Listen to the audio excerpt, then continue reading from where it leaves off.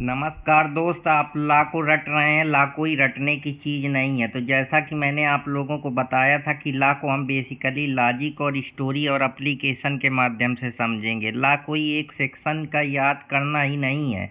मैंने आप लोगों को पिछले ला क्लिनिक सीरीज में बताया था कि ला कोई एक लेबल नहीं है, वो अंदर का लॉजिक है जहां हम सिस्टम को समझते हैं कि ये पर्टिकुलर प्रॉब्लम है तो इस पे ला क्यों बनाया जा रहा है। उसकी एक स्टोरी है, उसकी एक फ्लो है, वो जिस प्रकार से बह रहा है। लेकिन समस्या ये है कि हम ला को बेसिकली सेक्शन की तरीके देखने लगते हैं, उसका फ्लो नहीं समझते, उसका सिस्टम नहीं समझते कि ये चल क्यों रहा है, बनाया क्यों जा रहा है, इम्पॉर्टेंट क्यों है, क्यों जो है ला को किस तरीके से समझा जाए, इस पे हमारा फोकस नहीं होता। हमारा फोकस होता है मेमोराइजेशन करने पर उसका एप्लीकेशन और उसको समझना, उसकी लेयर को जानना हमको ये नहीं बताया जाता है। तो उसी कड़ी को आज मैं समझा रहा हूँ कि हम लोग बेसिकली सेक्शन पढ़ के ओवरलोड हो जाते हैं कि हम लोग 302 304 में अंतर ही नहीं समझ में आता है, क्योंकि बेसिकली हम ला को उसके एप्लीकेशन और उसकी जो सही तरीका है उसको उस प्रकार से नहीं समझते हैं। हम उसको सिर्फ सिस्टम की तरीके देखें तो हमको चीज़ें समझ में आए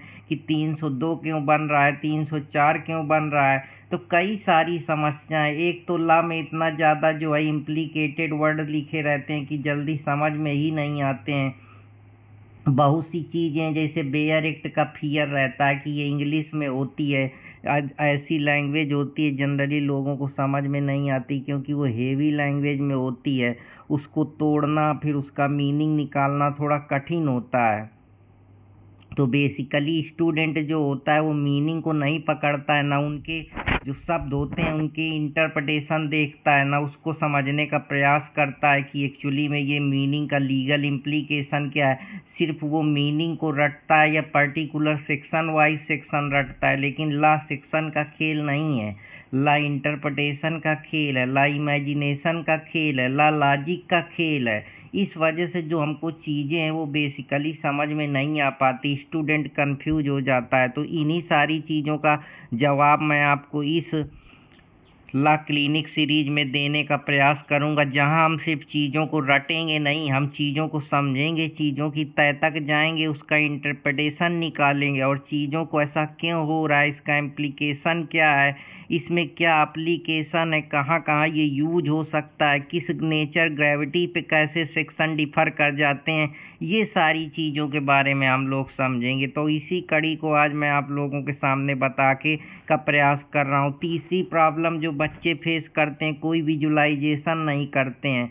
मान लो कोई भी क्राइम हुआ या कोई भी एक्ट हुआ तो उसको क्राइम सीन की तरीके नहीं देखते हैं कि अच्छा कोई कुछ हुआ तो उसके बाद क्या होगा, कैसे एफआईआर होगी पहले, फिर इन्वेस्टिगेशन, इंक्वायरी, ट्रायल, फ्लो को नहीं समझते हैं, विजुलाइज नहीं करते हैं। सेक्शन वाइज कई बच्चों को तो मैंने देखा है कि वो सेक्शन वाइज रटना शुरू कर देते हैं।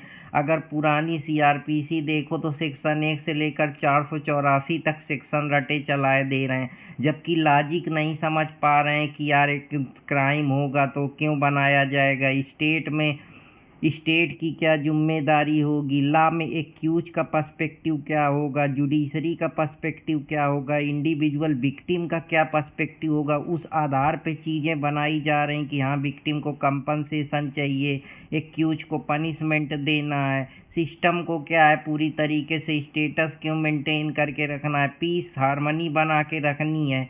तो इस प्रकार से लॉ को विजुलाइज करना है, देखना है, समझना है, तब जाके हम जो चीज़ें हैं उनको एक लॉजिक के तरीके, एक सिस्टम अप्रोच के साथ, एक लेयर अप्रोच के साथ हम समझ पाएंगे। वरना क्या है, हम टेक्स्ट को पढ़ेंगे लेकिन हमको उसमें कुछ ज़्यादा समझ में ही नहीं आएगा, हमारे दिमाग में कोई इमेज ही नहीं हमारी ब्रेन बना पाएगी, जिससे हम चीज़ों को याद नहीं कर पाएंगे।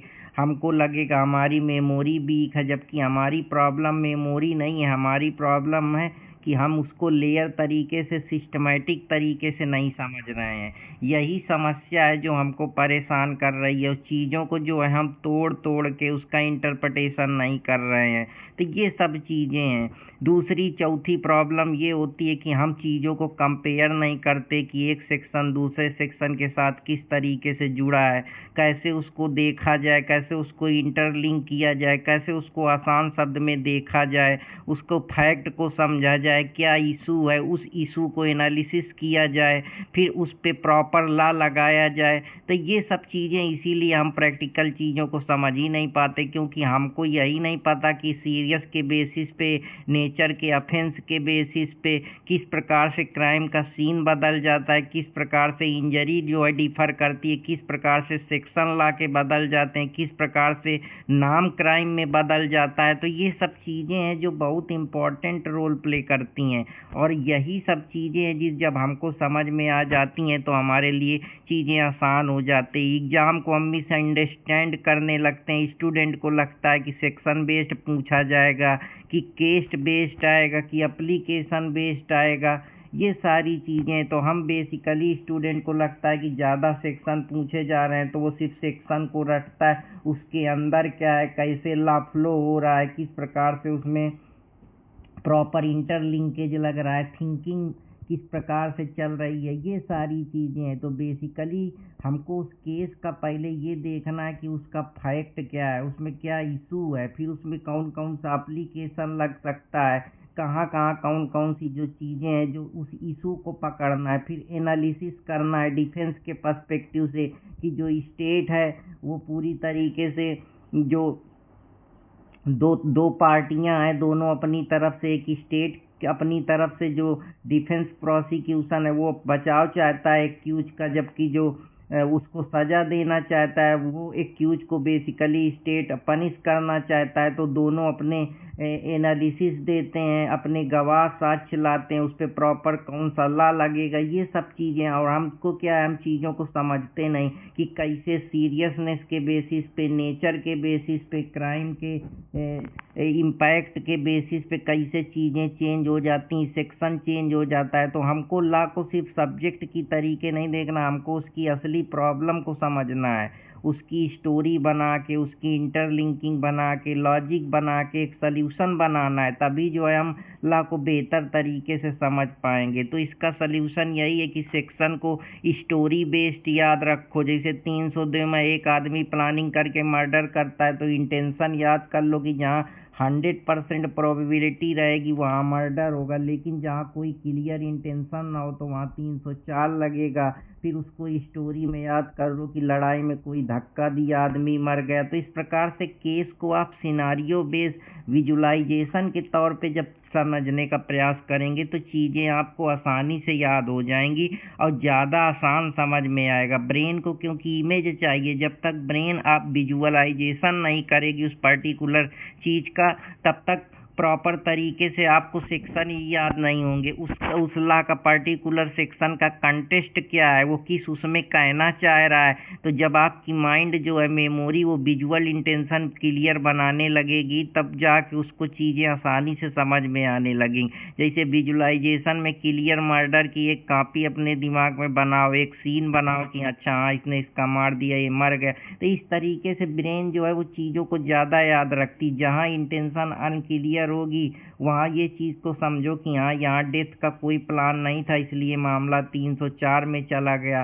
कंपैरिजन करो पॉइंट का कि अच्छा 302 में मतलब इंटेंशन है तो मर्डर है, 304 में कोई प्लान नहीं है, इंटेंशनल क्लियर है, तो चलो ये मामला एक्सीडेंटल हो गया। तो इस प्रकार से फिर ये देखो कि उसमें प्लानिंग कितना है, पनिशमेंट की सिविरिटी कितनी है। अगर प्रॉपर प्लानिंग है, पनिशमेंट सीरियस है, तो फिर उस आधार से सेक्शन लगेंगे, उस हिसाब से उसका निर्धारीकरण होगा, इस हिसाब से उस ऑफेंस को नाम दिया जाएगा। अगर लेस सीरियस है तो छोटे मोटे अपराध हैं तो बेसिकली इस प्रकार के थिफ्ट, डकैती, इस प्रकार की चीज़ें लगेंगी। लेकिन सीरियस है तो कल्पेबल, होमोसाइड, मर्डर, यही जो चीज़ें हैं वो आपको एग्जाम में मदद करेंगी। जैसे नाइफ लेकर मारना तो इंटेंशन है कि वो चाकू लेकर भाग रहा है तो मतलब 302, लेकिन पुश कर दिया, पुश करने का ये मतलब हो सकता है कि पुश मारने के उद्देश्य से किया हो और ना भी मारने के उद्देश्य से किया हो, या उसको लग रहा हो पुशी तो कर रहा हूँ पर वो मर जाए।